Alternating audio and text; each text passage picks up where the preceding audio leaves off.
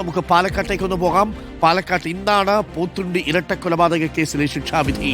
Palakkad additional ജില്ലാ sessions കോടതിയാണ് വിധി പറയുക. പ്രതി ചെന്താമര കുറ്റക്കാരനാണെന്ന് കഴിഞ്ഞ ദിവസം കോടതി കണ്ടെത്തിയിരുന്നു. സാഹചര്യ തെളിവുകൾ മാത്രമുള്ള കേസിൽ കുറഞ്ഞ ശിക്ഷ മാത്രമേ നൽകാവൂ എന്നാണ് പ്രതിഭാഗത്തിന്റെ വാദം. 2025 ജനുവരി 27 പോത്തുണ്ടി ബോയൻ നഗർ സ്വദേശി സുധാകരനെയും അമ്മ ലക്ഷ്മിയെയും കൊലപ്പെടുത്തിയ കേസിലാണ് കോടതി ശിക്ഷാവിധി പ്രസ്താവിക്കുന്നത്. അതേസമയം കുടുംബാംഗങ്ങൾ വധശിക്ഷ തന്നെ പ്രതിക്ക് നൽകണം എന്ന് ആഗ്രഹിക്കുന്നുണ്ട്. ഇക്ബാൽ അറയ്ക്കലുണ്ട് കൂടുതൽ വിവരങ്ങളുമായി. ഇക്ബാൽ അറയ്ക്കൽ ആദ്യത്തെ കൊല ചെയ്ത് പിന്നീട് ജാമ്യത്തിലിറങ്ങി രണ്ടുപേരെ തട്ടിയിട്ടാണ് ഇപ്പോൾ ചെന്താമര വീണ്ടും കോടതിയിൽ പറയുന്നത് ഞാൻ ഗാന്ധിയൊന്നുമല്ല എന്നുള്ളത്. അത് മാനസാന്തരം പ്രതിക്ക് സംഭവിച്ചിട്ടില്ല എന്നുള്ളതിന് തെളിവായിട്ട് തന്നെയാണ് പ്രോസിക്യൂഷൻ കോടതിയിൽ വാദിച്ചിരിക്കുന്നത് എന്നാണ് നമ്മൾ മനസ്സിലാക്കുന്നത്. അപ്പോൾ പരമാവധി ശിക്ഷ വധശിക്ഷയാണ്. സാഹചര്യ തെളിവുകൾ മാത്രമുള്ള കേസിൽ വധശിക്ഷ എങ്ങനെ കൊടുക്കും എന്നുള്ളതാണ് പ്രതിഭാഗം ചോദിക്കുന്ന ചോദ്യം. പക്ഷേ ആ കുടുംബത്തെ അയാൾ വെറുതെ വിടാൻ ഉദ്ദേശിക്കുന്നില്ല എന്നത് വ്യക്തമാണ്. ഇനിയും അയാൾ ഇത് ചെയ്യും എന്ന മട്ടിലായിരുന്നു അയാളുടെ അവസാനത്തെ പ്രതികരണങ്ങളെല്ലാം. അപ്പോൾ അയാളൊരു ഭീഷണിയാണെന്ന കാര്യത്തിൽ സംശയമില്ല. കോടതിക്ക് ബോധ്യപ്പെടുമോ? ബോധ്യപ്പെട്ടാൽ വധശിക്ഷ വിധിക്കാൻ സാധ്യതയുണ്ടോ? എപ്പോഴത്തേക്കാണ് വിധി പ്രസ്താവം വരിക? Iqbal, good morning. Arunkumar, good morning. ഈ കൊടും ക്രിമിനൽ ആയിട്ടുള്ള ചെന്താമര ആദ്യ കൊലപാതകം നടത്തുന്നത് 2019 അയൽവാസിയായിട്ടുള്ള സജിതയാണ് ചെന്താമര കൊലപ്പെടുത്തുന്നത്.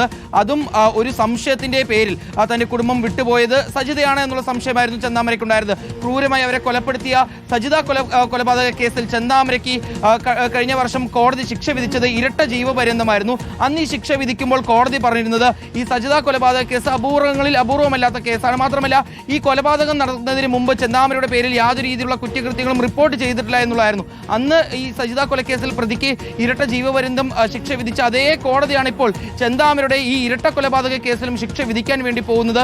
ഇന്ന് ഈ ചെന്താമരയുടെ ഈ കേസിൽ ശിക്ഷ വിധിക്കാൻ വേണ്ടി പോകുമ്പോൾ ചെന്താമര ഒരു തുടർച്ചയായി കൊലപാതകങ്ങൾ നടത്തിയിട്ടുള്ള ഒരു കൊലപാതക പരമ്പര തന്നെ നടത്തിയിട്ടുള്ള ഒരു പ്രതിയാണ്. അതുകൊണ്ട് തന്നെ പ്രതിക്ക് പരമാവധി ശിക്ഷ തന്നെ ലഭിക്കുമെന്നുള്ളതാണ് പ്രോസിക്യൂഷനും കേസ് അന്വേഷിച്ചിട്ടുള്ള അന്വേഷണ സംഘവും ഈ ബോയൻ നഗർ എന്ന് പറയുന്ന ആ നാട്ടിലെ നാട്ടുകാരും എല്ലാം കരുതുകയും ചെയ്യുന്നത്.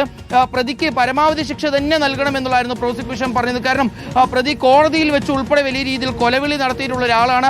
തനിക്ക് നേരെ ആരെങ്കിലും ഇനിയും വന്നാൽ അവരെയും താൻ വെറുതെ വിടില്ല എന്ന രീതിയിലുള്ള പ്രതികരണങ്ങൾ കോടതിയുടെ മുമ്പാകെ ജഡ്ജിയുടെ മുമ്പാകെ തുറന്നു പറഞ്ഞിട്ടുള്ള വ്യക്തിയാണ്.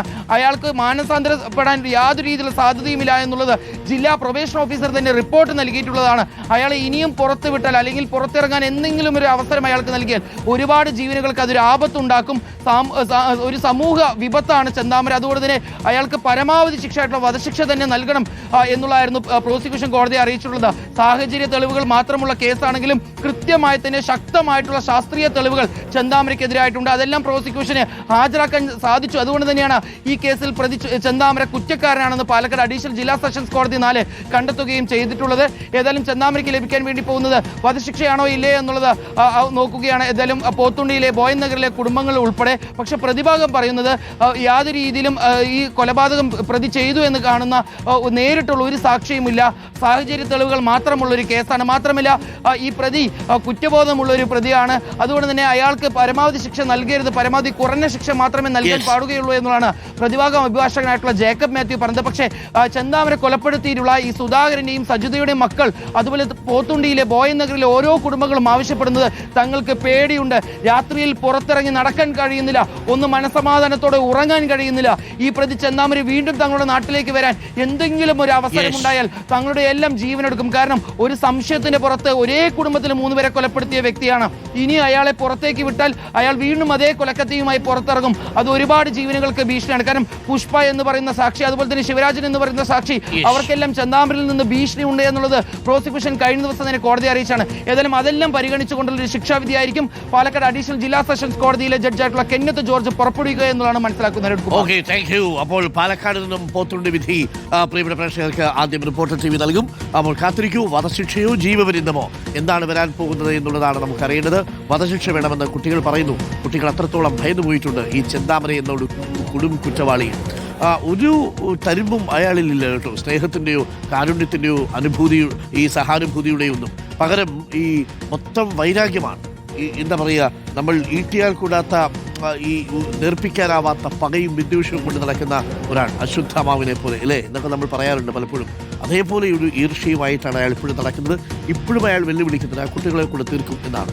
കാരണക്കാരായിട്ടുള്ള ആളുകളെ മുഴുവൻ ഞാൻ കൊലപ്പെടുത്തും എന്നാണ് അയാൾ പറയുന്നത്. ഏതോ ഒരു ദുർമന്ത്രവാദി ഉപദേശിച്ചു കൊടുത്തതാണ്. നീളമുള്ള ഒരു മുടിയുള്ള സ്ത്രീയാണ് നിങ്ങളുടെ ജീവിതത്തിൽ അനർത്ഥങ്ങൾക്ക് കാരണമെന്ന് പറഞ്ഞു.